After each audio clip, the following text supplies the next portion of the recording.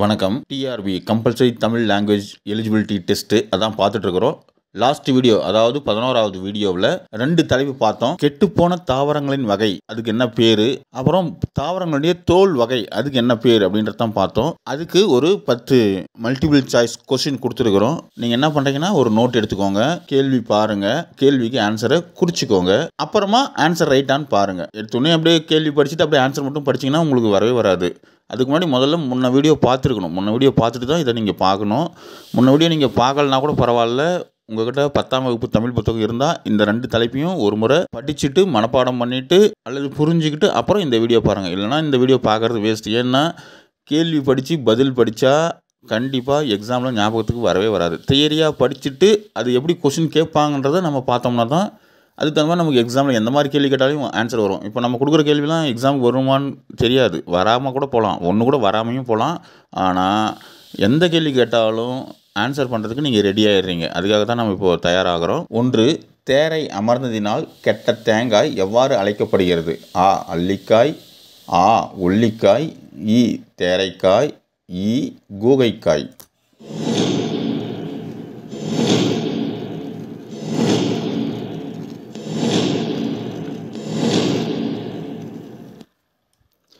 தேரை அமர்ந்ததுனால கெட்ட தேங்காய்க்கு பேர் பார்த்திங்கன்னா ஆ. அல்லிக்காய் அப்படின்னு சொல்லி சொல்கிறோம். 2. தவறானவற்றை தேர்ந்தெடு. எது தவறுன்றது சொல்லணும். அப்போது ஏதோ ஒன்று தவறு, மீதி 3 சரி. ஆ. சூம்பல். நுனியில் சுருங்கிய காய், நுனியில் சுருங்கிய காயை சூம்பல் அப்படின்னு சொல்லி சொல்கிறோம். ஆ. சிவியல்.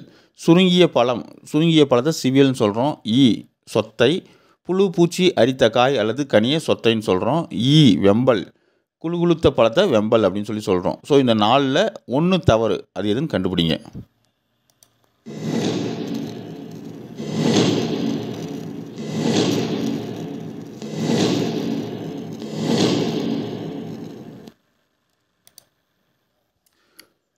ஈ. வெம்பல், குழுகுளுத்த பழம் அப்படின்றது தவறானது. அதுதான்.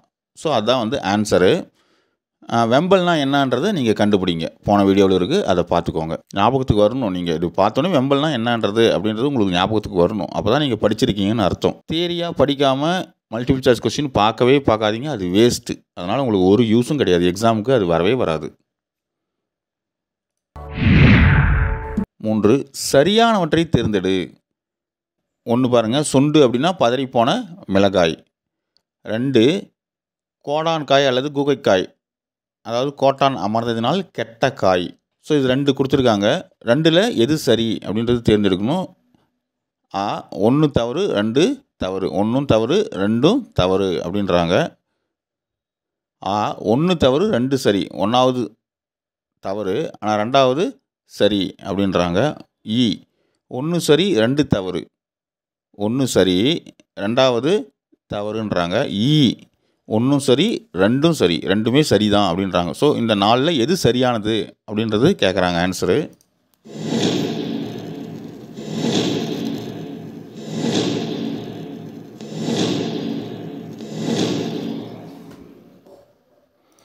ஸோ ஆன்சர் பார்த்தீங்கன்னா இ.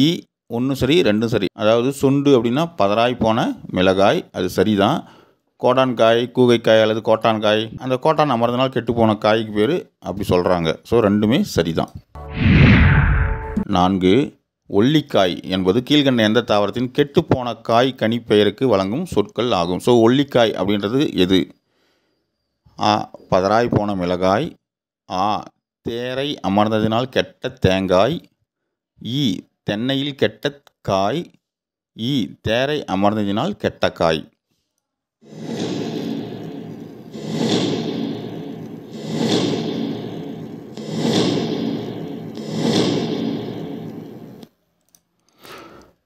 இ. தென்னையில் கெட்ட காய். ஸோ தென்னையில் கெட்ட காயை ஒல்லிக்காய் அப்படின்னு சொல்லி சொல்கிறோம். தென்னை மரத்துலேயே காய் கெட்டு போச்சுன்னா அதுக்கு பேர் ஒல்லிக்காய். 5. தவறானவற்றை தேர்ந்தெடு. 4 கொடுத்துருக்காங்க. ஏதோ ஒன்று தவறு, அது எது அப்படின்னு சொல்லி சொல்லுங்கன்றாங்க. ஆ. சொத்தை. புழு பூச்சி அரித்த காய் அல்லது கனியை சொத்தைன்னு சொல்கிறோம். கூகைக்காய், தேரை அமர்ந்தனால் கெட்ட காயை கூகைக்காய் அப்படின்னு சொல்லி சொல்கிறோம். அழுகல், குழுகுளுத்து நாரிய பழம் அல்லது காய் அழுகல்னு சொல்கிறோம்.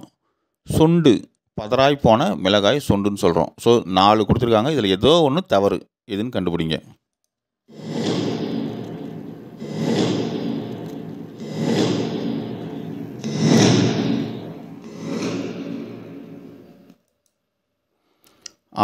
கூகைக்காய் தேரை அமர்ந்தனால் கெட்ட காய் கூகைக்காய் அப்படின்றது தவறு. கூகைக்காய்னா என்ன அப்படின்றது கண்டுபிடிங்க. தேரை அமர்ந்தனால் கெட்ட காய் அதுக்கு என்ன பேருன்றதும் கண்டுபிடிங்க. ஸோ தவறானது ஸோ அதுதான் ஆன்சர். 6 கெட்டுப்போன காய்க்கும் கனிக்கும் தாவரத்திற்கேற்ப வழங்கப்படும் பெயர்கள் யாவை? கொத்து, கதிர், குலை, அழகு அல்லது குரல். சூம்பல், சிவியல், சொத்தை, வெம்பல். தாள், தண்டு, கோல், தூறு. அனைத்தும். ஸோ காய் கெட்டு போச்சுன்னா அதுக்கு வழங்கக்கூடிய பெயர் இதில் ஒரு ஆப்ஷன் இருக்குது. மீதியெல்லாம் வெவ்வேறு. அது என்னன்னு கண்டுபிடிங்க.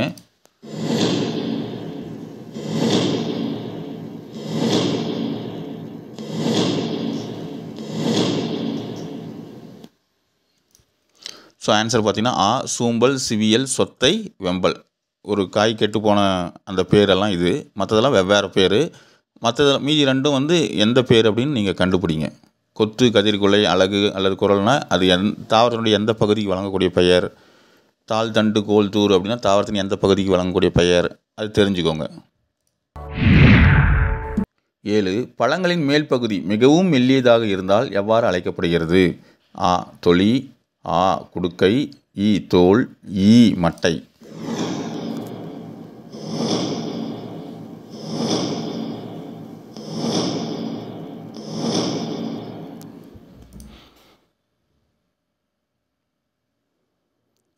பழங்களின் மேல் பகுதி மிகவும் மெல்லியதாக இருந்தால் அதுக்கு பேர் வந்து தொலி அப்படின்னு சொல்லி பேர்.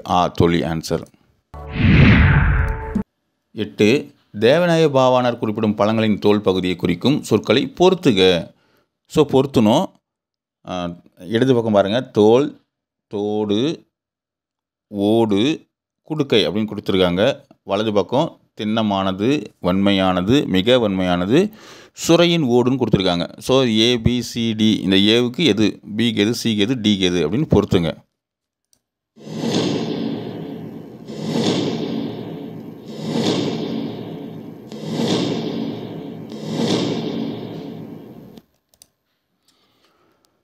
ஆன்சர் பார்த்தீங்கன்னா அப்படியே நேராக பொருந்திக்கிறது தான். அப்படியே தோல் திண்ணமானது, தோடு வன்மையானது, ஓடுன்றது மிக வன்மையானது, குடுக்கை அப்படின்றது சுரையின் ஓடு. இது அப்படியே நேராக பொருந்திருக்கு. அதான் ஆன்சர். 9 பொருத்தி காட்டுக. இடது பக்கம் பாருங்கள். சிவியல், அலியல், சொண்டு, வெம்பல்.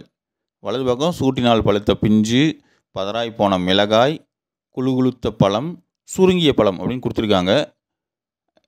இது பொறுத்துங்க. அப்படியே 1 2 3 4 அப்படின்னு சொல்லி எது ஃபஸ்ட்டு வரும், எது செகண்ட் வரும், சிவியலுக்கு எது, அவியலுக்கு எது, சொண்டுக்கு எது, வெம்பலுக்கு எதுன்னு பொறுத்து சொல்லுங்கள்.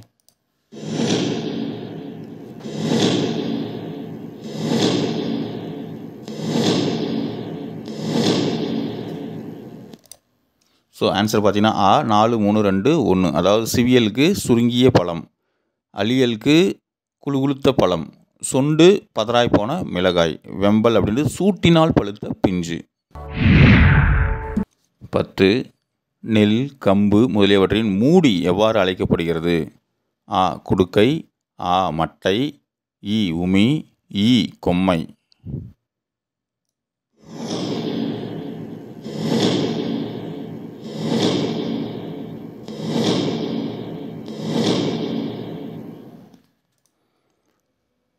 உமி ஆன்சரு. நெல்லும் கம்பும் அந்த மூடிக்கு பேர் உமி. இது நமக்கே தெரியும்.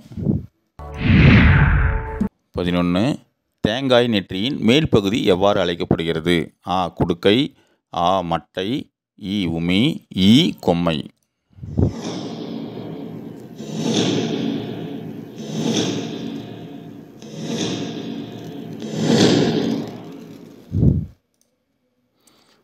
மட்டை. தேங்காய் நெற்றியினுடைய மேல் பகுதி அது மட்டைன்னு சொல்லி சொல்கிறோம். நமக்கே தெரியும். நெக்ஸ்ட் வீடியோவில் பார்க்கலாம். தமிழை பொறுத்த வரைக்கும் 30 கொஸ்டின், 30 நிமிஷம், 50 மார்க்கு, 20 மார்க் வந்து பாஸ் மார்க்கு. அதனால் வந்து நல்லா படிங்க. தினமும் தமிழுக்கு 1 மணி நேரம், சைக்காலஜிக்கு 1 மணி நேரம், மெயின் சப்ஜெக்ட்டுக்கு மீதி நேரம் அலாட் பண்ணிவிடுங்க. தமிழ் பாஸ் பண்ணால் தான் நீங்கள் மெயின் சப்ஜெக்ட் படிக்கிறதுக்கு அர்த்தம். அது ஞாபகம் வச்சுக்கோங்க. தமிழ் நல்லா படிங்க. தமிழில் பாஸ் பண்ணினாவே நீங்கள் முக்கால்வாசி பாஸ் ஆகிட்ட மாதிரி உங்களுக்கு வேலை கிடைச்ச மாதிரி. ஏன்னா தமிழ் பாஸ் பண்ணவங்க பேப்பரை மட்டும்தான் மெயின் பேப்பர் திருத்த போகிறாங்க.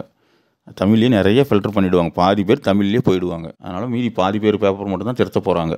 அதில் யார் ரேங்கோ அதில் முன்னாடி வரும். அதனால் நல்லா படிங்க. அரசு வேலை பெறுவது நம்ம லட்சியம். அடைந்தே தீர்வோம். நன்றி.